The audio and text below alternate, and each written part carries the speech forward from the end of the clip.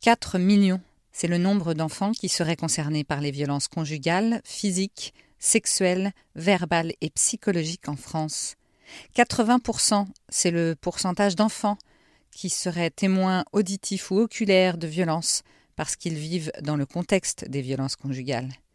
40% de ces enfants sont directement victimes de violences physiques, 60% de ces enfants subissent des troubles post-traumatiques, comme les victimes d'un attentat ou d'un viol. Et oui, encore des chiffres, toujours des chiffres, mais sans ces chiffres qui donnent la nausée. Comment toutes ces victimes peuvent-elles se faire entendre ?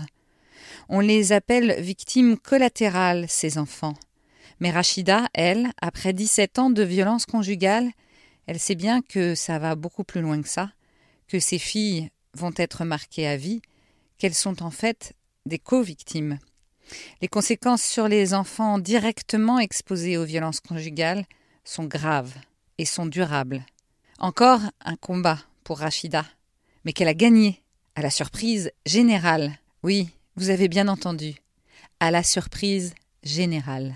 Il était une fois l'histoire d'un jour qui vit mourir 2 fois le grand amour.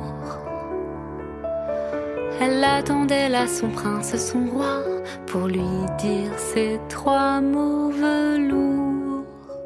Il était 1000 fois. Alors ça a été un combat pour moi parce que c'est ça, je parle des violences institutionnelles parce qu'on continuait à me faire peur en disant mes filles ne voulaient pas y aller avec lui. Moi je les forçais à y aller parce qu'on m'a fait peur que si je les laisse pas y aller voir leur père, je vais avoir des problèmes avec la justice. Et mes filles ne voulaient pas, elles étaient terrorisées d'aller avec lui. Donc au début, c'était difficile parce qu'il venait tous les jours à côté de la maison. Et moi, à chaque fois, je le voyais. Rien que je le voyais, j'étais malade, quoi.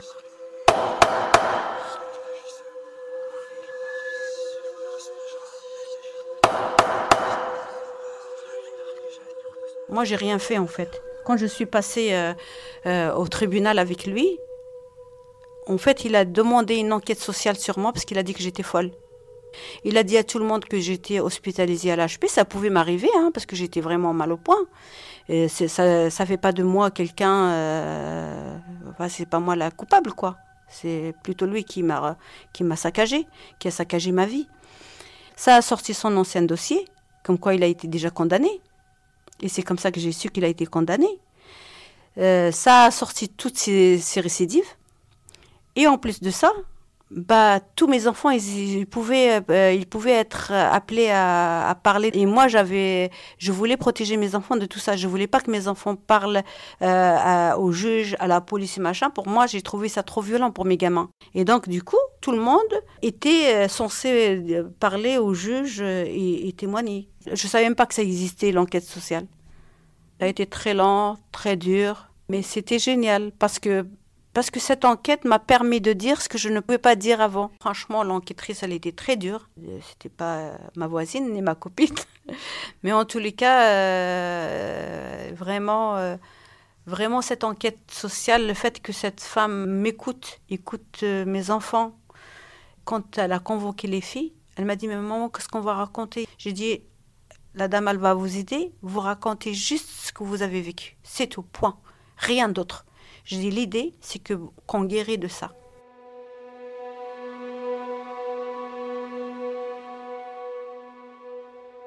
Moi, ma fille, elle était dans une violence terrible. Ma fille, elle avait 13 ans. Elle était brillante. Elle faisait du piano. Elle faisait de la flûte traversière. Et donc, sa santé, elle commençait à se dégrader. C'est-à-dire, psychologiquement, ça a été très dur pour elle. Et un jour, elle n'en pouvait plus, et donc elle a été voir une assistante sociale de CMP et elle a dit j'en peux plus de tout ça. Et donc là, une assistante sociale qui me dit ou je fais un signalement au juge moi-même ou vous acceptez une aide éducative. Je dis moi je demande que ça. Moi j'avais vraiment besoin de soutien. En tant que maman, j'avais vraiment besoin de soutien. Et j'ai trouvé ça génial.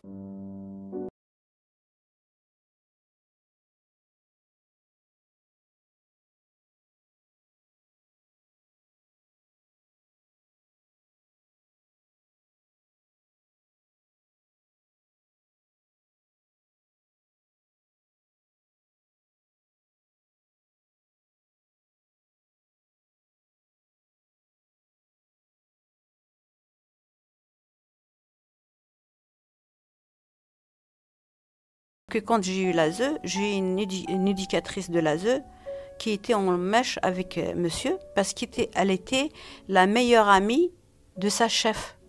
L'ASE, c'est l'aide sociale à l'enfance. Donc, tout ce que ma fille, elle disait, elle allait lui raconter. Et donc, ma fille, quand elle l'a su, elle était dans un état lamentable. Donc, elle a refusé d'y aller la voir. Et moi, elle m'appelait, elle me menaçait. Vraiment, il y avait des moments où je me suis doutée. Je me suis dit, peut-être que je suis comme ce qu'elle dit, quoi. Je suis quelqu'un de pas bien, je suis quelqu'un de malveillant. C'était très dur, très, très, très dur. Et donc, j'ai raconté tout. Et après, cette dame-là, alors c'est la psychologue, elle est psychologue de l'aide sociale à l'enfance. Donc, elle m'a convoquée plusieurs fois. Elle a convoqué mes enfants ensemble. Elle les a convoqués individuellement. Et à la fin, elle m'a dit, vous savez, si j'avais des parents comme vous, je crois que je ne travaillerais plus. Tout le monde m'a découragée d'écrire à l'ASE, parce que c'est une grande institution qui terrorise les gens, en fait, qui terrorise les femmes, parce qu'on risque de perdre ses enfants, parce que quand on a vécu des violences, ça veut dire qu'on aurait dû partir. Parce que ne pas partir, c'est ne pas protéger ses enfants. C'est-à-dire qu'on aurait dû prendre nos enfants et partir pour protéger nos enfants. On a cette responsabilité-là. Le fait qu'on est resté, on a fait vivre nos enfants à cette violence, alors que ce n'est pas nous qu'on les a violentés. Et donc, on est face à l'ASE, et pourquoi tu es resté avec lui? Le fait que tu es resté avec lui, tu as mis tes enfants en danger à vivre dans cette violence-là. On m'a fait vraiment peur. J'ai dit, je n'ai plus rien à perdre. Je n'ai plus rien à perdre. J'ai perdu ma santé. Je risque de perdre mes enfants. Je n'ai plus rien à perdre. J'ai besoin de dire la vérité. J'ai besoin de dire les choses. Pour moi, mon combat principal, c'est de dire les choses. De dire aussi les défaillances du système.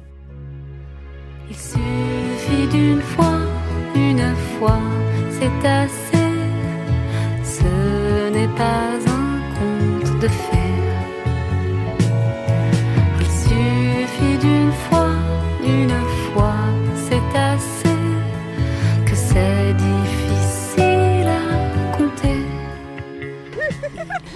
Salut Rachida. Bonjour Marjorie. Voilà. Tu as l'air toute contente?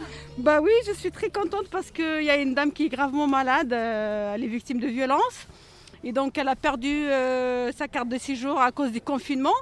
Et donc ça fait plusieurs mois qu'on essaye de trouver le moyen d'avoir un rendez-vous. C'est impossible. Et là, je viens juste de rencontrer une jeune contraceptive parce que je la remercie vraiment beaucoup et qui m'a donné un rendez-vous. Pour moi, c'est vraiment quelque chose d'extraordinaire. Ah bah écoute, j'espère qu'on va continuer dans les bonnes vibes, les bons moments, parce que là justement où tu étais, c'était à la préfecture de Seine-Saint-Denis. Voilà, j'étais à la préfecture de Seine-Saint-Denis, la préfecture de Bobigny. Et justement, on va voir quelqu'un d'important dans ces lieux, c'est Ernestine Renet, une femme qui se bat depuis des années pour les autres femmes, contre les violences faites aux femmes. Et on va parler avec elle de tout ce que fait l'Observatoire contre les violences envers les femmes de la Seine-Saint-Denis. Allez, on va la rencontrer. Voilà. T'es sûre que c'est là? Oui, c'est là. Bonjour madame. On vient voir Ernestine Renet, s'il vous plaît. 9e étage? Oui, c'est ça. Merci beaucoup. Merci madame. Au revoir.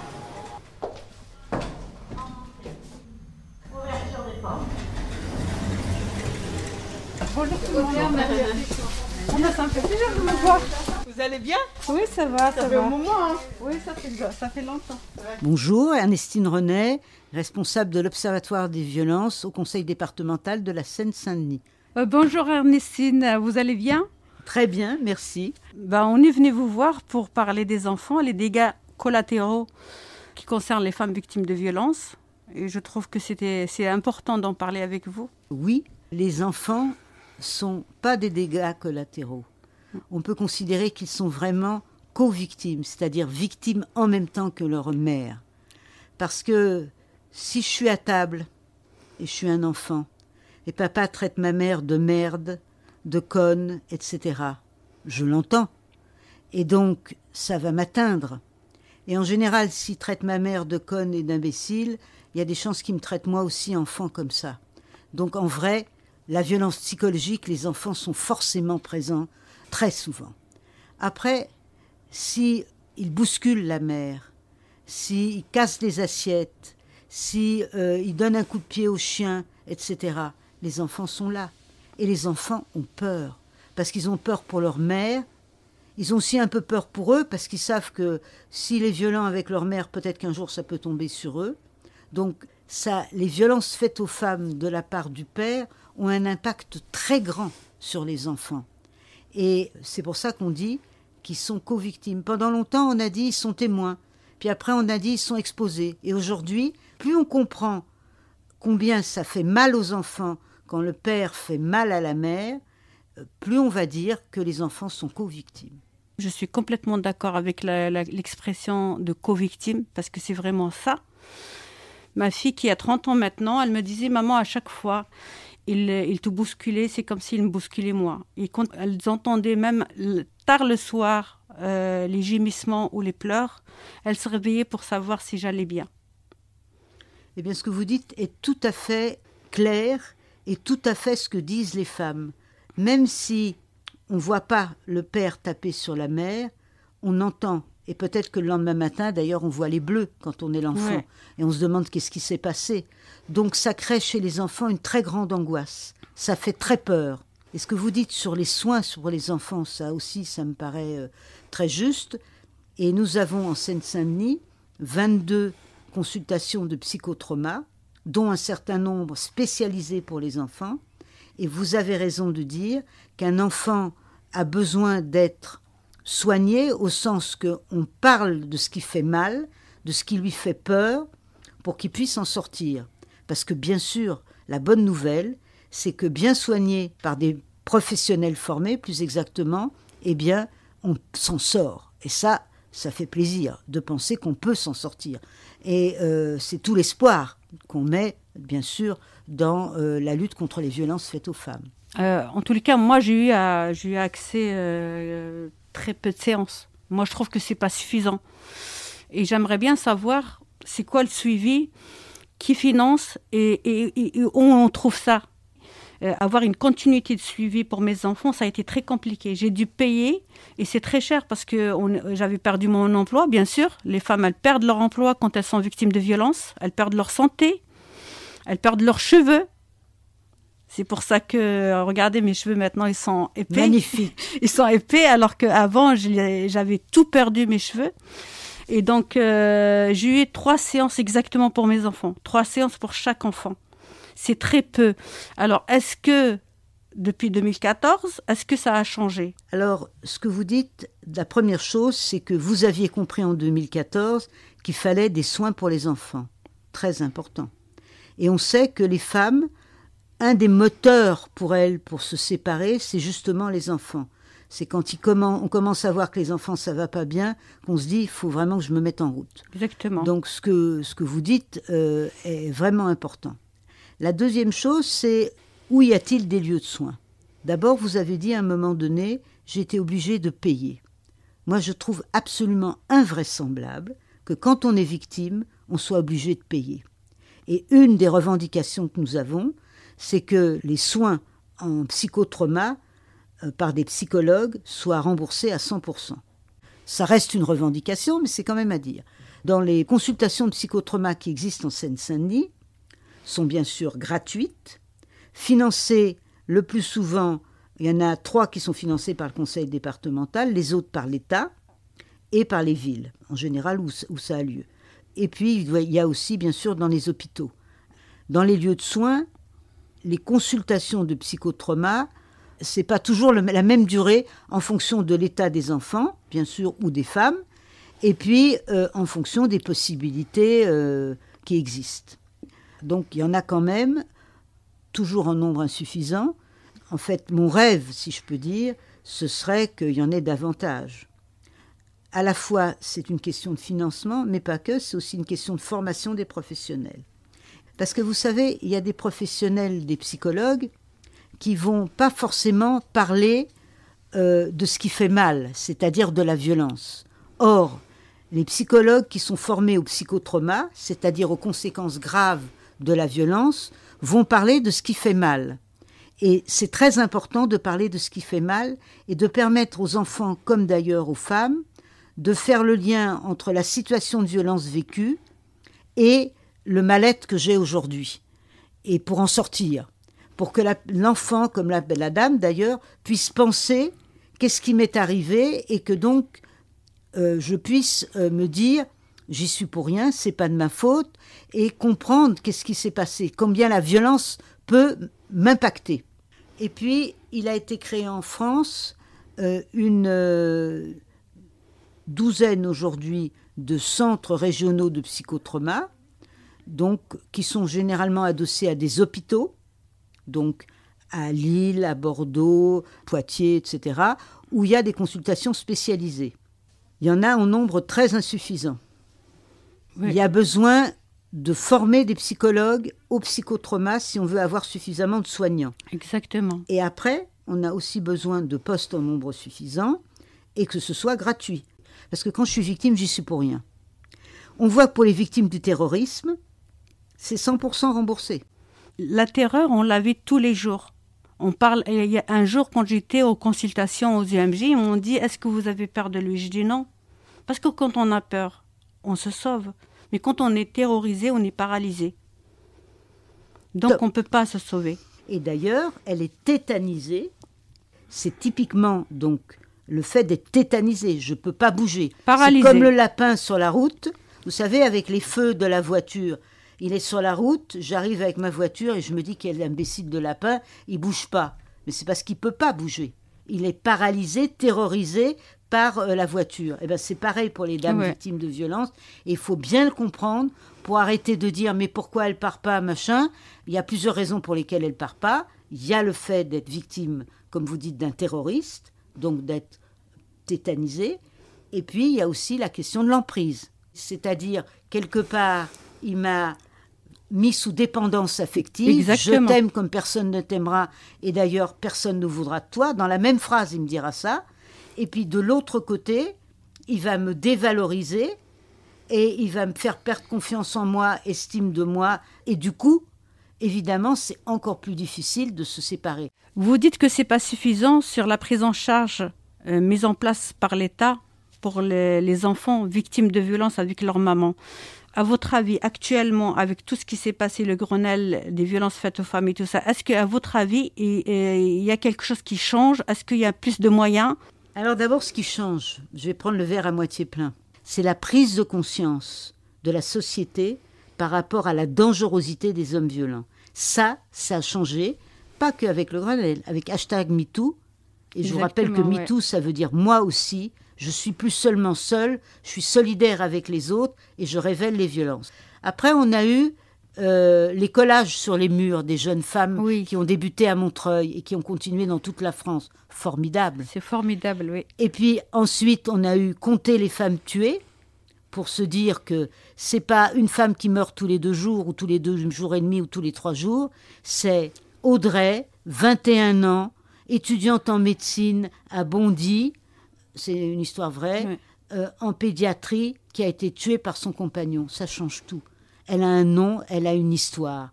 Et puis après, vous savez, je co-préside la commission violence du Haut Conseil à l'égalité femmes-hommes. Et nous avons dit il faut 1 milliard pour lutter contre les violences faites aux femmes.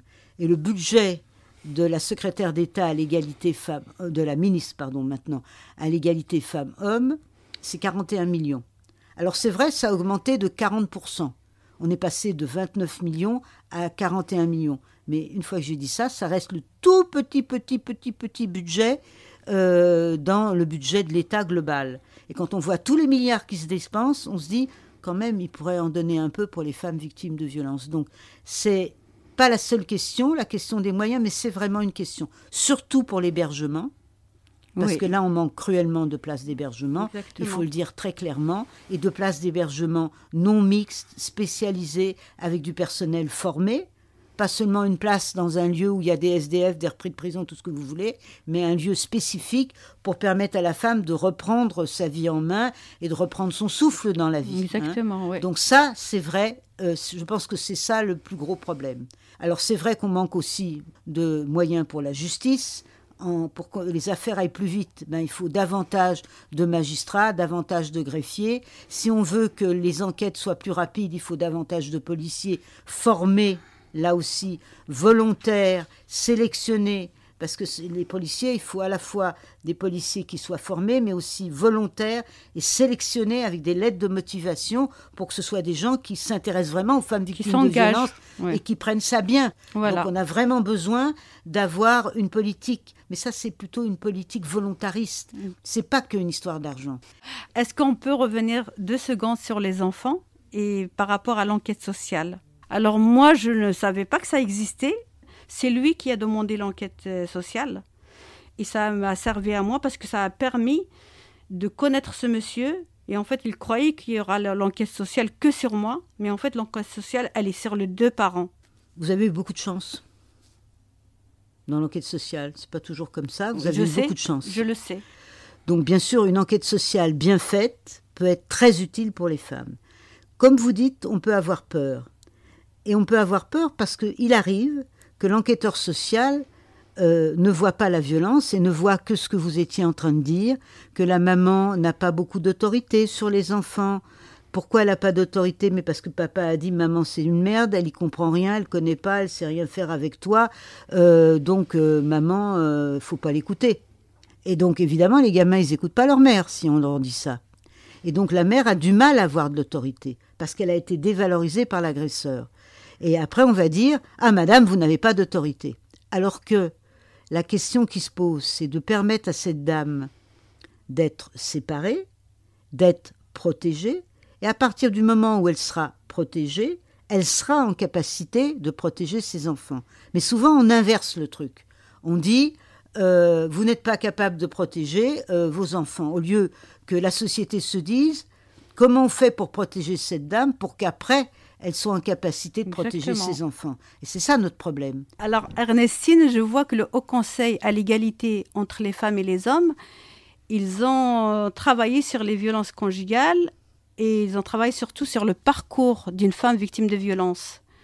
Il nous a semblé important parce que justement au moment des Grenelles, on a reçu beaucoup de familles de féminicides, donc de familles dont la sœur, la fille a été tuée. Et donc, on a vu qu'il y avait des trous dans la raquette, si je peux dire. Et donc, on s'est dit, il faut qu'on travaille sur comment aider une femme à sortir. Donc, par où ça commence? Ça commence par la révélation des violences. Donc, par le fait de pouvoir révéler. Donc, c'est un vrai processus. Et ça peut être plus ou moins rapide, parce que c'est pas obligé d'être toujours très long. Ça dépend de combien de temps j'ai subi la violence. Parce que plus longtemps je la subis, plus je suis cassée. Et évidemment, plus je suis cassée, plus c'est long pour remonter la pente. Ouais. Mais on peut, et vous en êtes un exemple magnifique, on peut remonter la pente. Je vous remercie beaucoup, Ernestine. Ça a été vraiment un échange très intéressant et clair pour toutes les femmes qui en ont besoin. Merci Rachida pour ce que vous êtes, pour ce que vous nous donnez comme témoignage de courage, de volonté et, je trouve, d'intelligence. Donc, merci beaucoup pour tout ce travail que vous faites. J'entends que vous êtes bénévole et c'est un bonheur et nous allons travailler ensemble. Avec plaisir.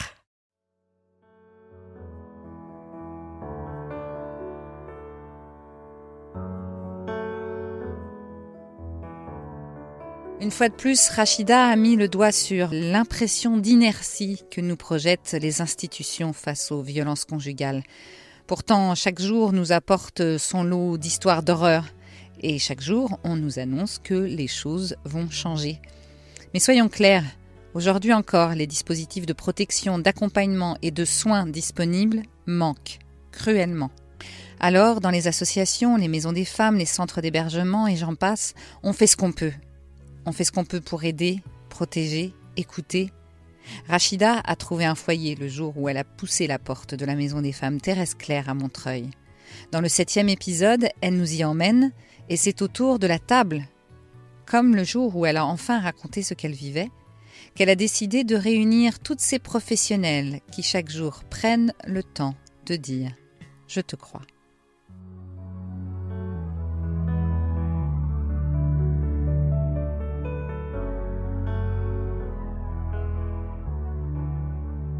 Vous écoutiez le 6e épisode du podcast Je te crois, une production Double Monde, réalisation et narration par Marjorie Murphy, montage par Catherine Amélie Meury. Merci à Marie Bastide, auteure et interprète de la chanson Il suffit d'une fois, extraite de son premier album, Amore. Merci à Sébastien Ossona pour le générique du podcast et à Frédéric Azevedo Figueiredo de l'agence Babbleur pour le graphisme. Merci à la Maison des Femmes de Montreuil et bien sûr, merci à Rachida pour sa confiance, sa force et sa générosité. Si vous aimez ce podcast, partagez-le à tout le monde. Vous le trouverez sur toutes les plateformes de podcast comme Apple Podcasts, Spotify, Deezer ou Google Podcasts. Car encore aujourd'hui, plus proche de nous qu'on ne le croit, une femme a peut-être besoin qu'on lui dise « Je te crois ». Il était une fois l'histoire de tous les jours où des hommes tuent des femmes, pas par amour. Elles rendent l'âme au milieu d'une phrase ou deux, sous le coup de trop qui les tue. Il suffit d'une fois, une fois, c'est assez, pour que sur elle une main soit levée. J'attends le jour où l'on ne comptera plus une seule femme assassinée. J'attends le jour où l'on ne comptera plus une seule femme assassinée.